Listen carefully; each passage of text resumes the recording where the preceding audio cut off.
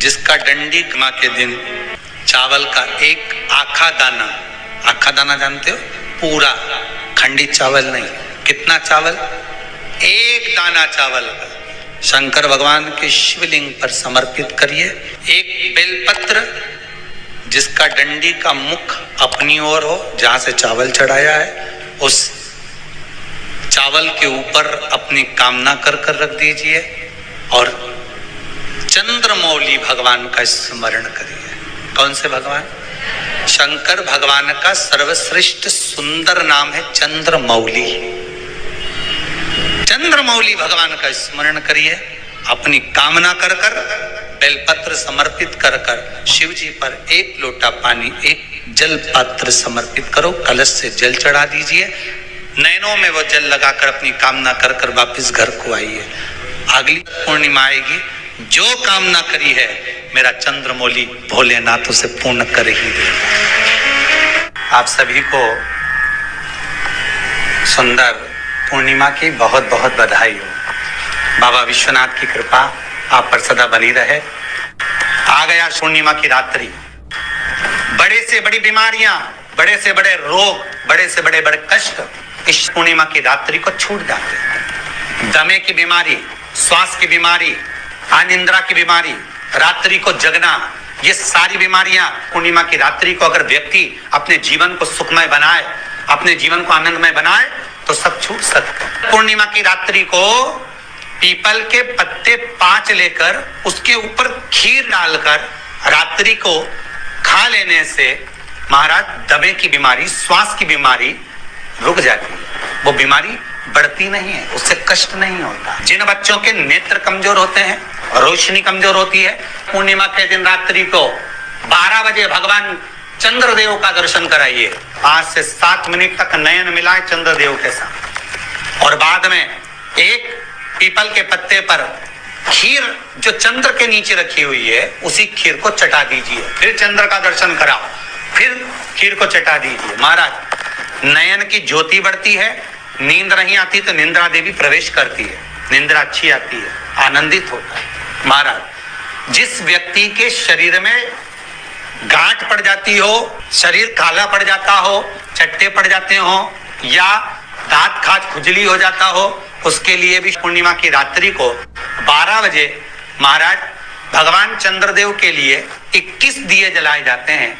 उस 21 दिए की कालोच एक थाली में इकट्ठी करी जाती है, कालोच को इकट्ठी कर शरीर में गाय के घी के साथ में जहां जहां जगह पर चट्टे हैं, गांठ है, वहां लगाया जाता है। उसको 5 या 7 दिन लगाइए।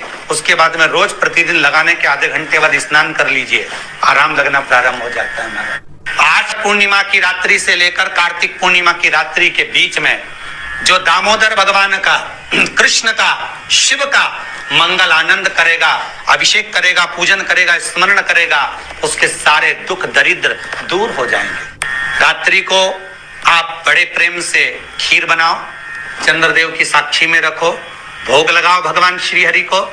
बन सके अगर लक्ष्मी की कमी है, लक्ष्मी नहीं आ रही है, व्यापार नहीं चल रहा है, तकलीफ बहुत ज्यादा है, घर में कष्ट है, कर्जा ज्यादा है, तो इसके ऊपर तांबे के कलश में पानी भरना, कटोरी रखना, उस पे लक्ष्मी जी की मूर्ति रखना। लक्ष्मी जी की मूर्ति नहीं हो तो चांदी का सिक्का रखना। उसके सम्मुख में आप 31 दीपक घी के लंबी बाती के जला देना। महाराज एक एक कमल गट्टा उस 31 दिए के अंदर डाल देना और लक्ष्मी जी का पूजन करना, लक्ष्मी जी का स्मरण करना, खीर का भोग लगाना, पान के पत्ते पर खीर रखना, 5 पत्ते पर खीर का भोग लगाना और माता लक्ष्मी से विनती करना। सुबेरे 4 बजे तक वो रखे रहने देना, सुबह 4 बजे वो उठाना, लक्ष्मी को वापिस तिजोरी में या सिक्का हो तो उसको अलमारी में रख देना। जो खीर बनी है वो प्रसाद के रूप में सुबह 8 बजे, 10 बजे, 9 बजे जब खाना हो प्रेम से खाना। माता जो दिए लगाए हैं वो ठंडे हो गए होंगे, उनको रखे रहने देना, बाद में काम आते रहेंगे, या दिए विसर्जन करना हो तो आपकी मर्जी है। पर वो मिट्टी के दिए लगेंगे, आटे के दिए नहीं लगेंगे, मिट्टी के दीप लगाना है आपको। 31 घी के दिए लगाना है। लक्ष्मी जी का पूजन करो, कंकु, चावल, हल्दी, मोली से सब तरह से। पूर्णिमा की रात्रि को सुख मिलेगा, आनंद मिलेगा, लक्ष्मी की वृद्धि होगी, कार्य सिद्धि होगी। दूसरा क्रम, पूर्णिमा के दिन आप शाम को प्रदोष काल के समय 4:30 बजे से 6 बजे के बीच में 1 लोटा पानी, उसमें 5 बेलपत्र रखकर, 1 कमलगट्टा डालकर भगवान चंद्रेश्वर महादेव के नाम से भगवान शंकर को चढ़ा दीजिए। आपकी जो कामना हो वो कामना कर चढ़ाएं, विनती करें चंद्रेश्वर महादेव को और निवेदन करें कि हमारा ये कार्य सफल हो। केवल पूर्णिमा के दिन चढ़ाइए, कार्तिक पूर्णिमा तक क्या फल मिलता है हमको जरूर बताइए। भी पूर्णिमा की रात्रि को और कार्तिक पूर्णिमा की रात्रि को गर्भवती नारी अपनी नाभि पर यदि चंद्र की दृष्टि पड़वा लेती है तो बच्चा विकलांग पैदा नहीं होता है। गर्भ से जो बालक होगा श्रेष्ठ होगा, विद्वान होगा, चतुर होगा, पढ़ने में होशियार होगा, क्योंकि ये चंद्र की किरणें जब समुद्र में उछाल ला सकती हैं तो आपके जीवन में भी तरक्की ला सकती है, उछाल ला सकती है। क्यों करा जाता है पूर्णिमा का व्रत? पूर्णिमा का व्रत करने का कारण क्या है बताइए? आप इतने सालों से कर रही हो, कई माताएं कर रही होंगी पूर्णिमा का व्रत। एक समय फलाहार करती हैं, एक समय भोजन करती हैं। भोजन में खीर का होना जरूरी होता है पूर्णिमा के व्रत में, दूध की सामग्री होना जरूरी होती है पूर्णिमा के व्रत में। 12 महीने की पूर्णिमा करो मना नहीं है, और पूर्णिमा उठाने का भी समय होता है। चैत्र के महीने की जो पूर्णिमा होती है, चैत्री पूर्णिमा पहली पूर्णिमा मानी जाती है, इसलिए चैत्री पूर्णिमा को सिद्ध पूर्णिमा कहते, कार्य सिद्धात्री पूर्णिमा कहते, सिद्ध करने। मनोरथी पूर्णिमा कहते, मनोरथी पूर्णिमा। इसलिए पूर्णिमा का व्रत कहां से उठाया जाता है? चैत्र के महीने की पूर्णिमा से पूर्णिमा का व्रत उठाया जाता है कि मैं महीने की पूर्णिमा करूंगी तो चैत्र पूर्णिमा से उसको उठा लिया जाता है। पर उसका एक नियम रहता है, आप फलाहार करें अपनी जगह पर है, पर एक समय भोजन कर रहे हैं वो अपनी जगह पर, भोजन के साथ में मीठे के साथ थोड़ा दूध की सामग्री होना जरूरी होती है। और क्यों करते हैं पूर्णिमा का व्रत, किस लिए किया जाता है, क्यों करा जाता है, उसका व्याख्यान वर्णन शिव महापुराण के अंतर्गत स्कंद पुराण में लिखा गया। स्कंद पुराण में वर्णन किया है श्री वेद व्यास जी महाराज ने, कहा ये पूर्णिमा का व्रत इसलिए किया जाता है कि व्यक्ति का जब मन गलत भ्रम में जाने लगता है, मन जब गलत जगह पर जाने लगता है, तो ये मन को गलत जगह पर ले जाने वाला कौन होता है? तो कहा ये चंद्र होता है। व्यक्ति की राशि के अंतर्गत, व्यक्ति की पत्रिका के अंतर्गत, व्यक्ति की ग्रह दशा के अंतर्गत जब चंद्र बेकार चलता है तो व्यक्ति अच्छा करते करते भी बेकार करने लग जाता है। चंद्र डोल रहा है। कई माताएं कहती हैं गुरुजी हमारे बेटे को आशीर्वाद दीजिए, बहुत गलत संगत में जा रहा है, मतलब समझ जाना कि चंद्र गड़बड़ जा रहा है। बेटी अगर गलत मार्ग पर जा रही है, बेटी अगर गलत संगत में जा रही है, किसी अन्य व्यक्ति को आकर्षित हो, चंद्र गड़बड़ हो रहा है, उसका चंद्र कहीं जा रहा है। कोई पुरुष, कोई लड़का, कोई गलत मार्ग पर जा रहा है, चंद्र गड़बड़ हो रहा है।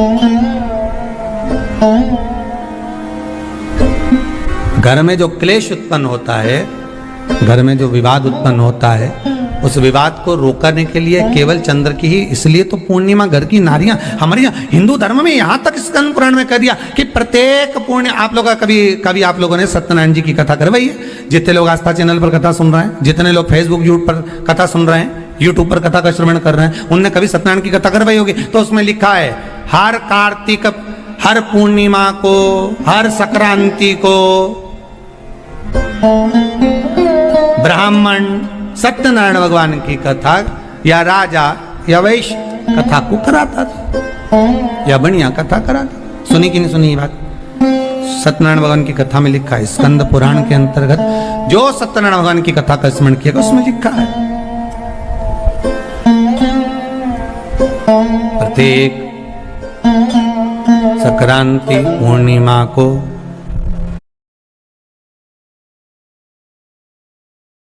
टाइम फॉर क्विक फ्लिप कथा करवाने लगा और ये योनि को प्राप्त हुआ, इस योनि से छूटा, इस योनि में गया। लिखा है, सब कुछ लिखा है।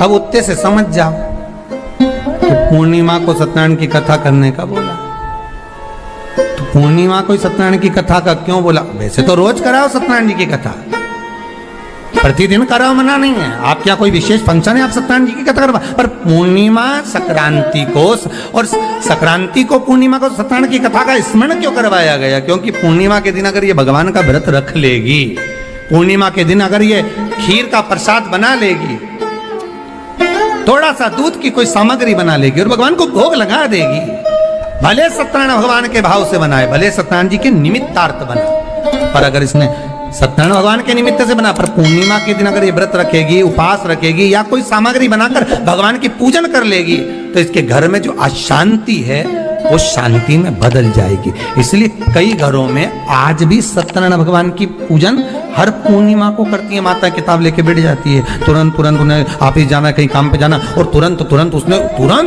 जल्दी जल्दी कलश रखा, कलश नहीं भी रखे तो भगवान की पूजन कर कुरा के ब्राह्मण देवता को बुला लेगी, ब्राह्मण नहीं आएंगे तो खुद कर लेगी, पर करती जरूर है।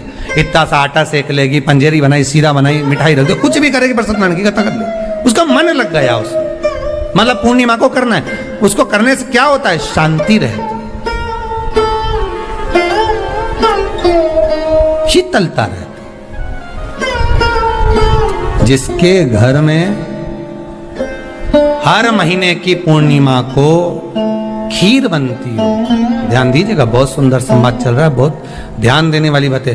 प्रत्येक महीने की पूर्णिमा को जिसके घर में दूध की सामग्री बनती हो, दूध की सामग्री तैयार होती हो, खीर प्रसाद तैयार होता हो, उसके घर में कभी क्लेश नहीं हो सकता। चाहे सास बहू एक दूसरे के सामने वो कहे ना, वो सांप और नेवले की लड़ाई क्यों ना, फिर भी शांति हो जाती है।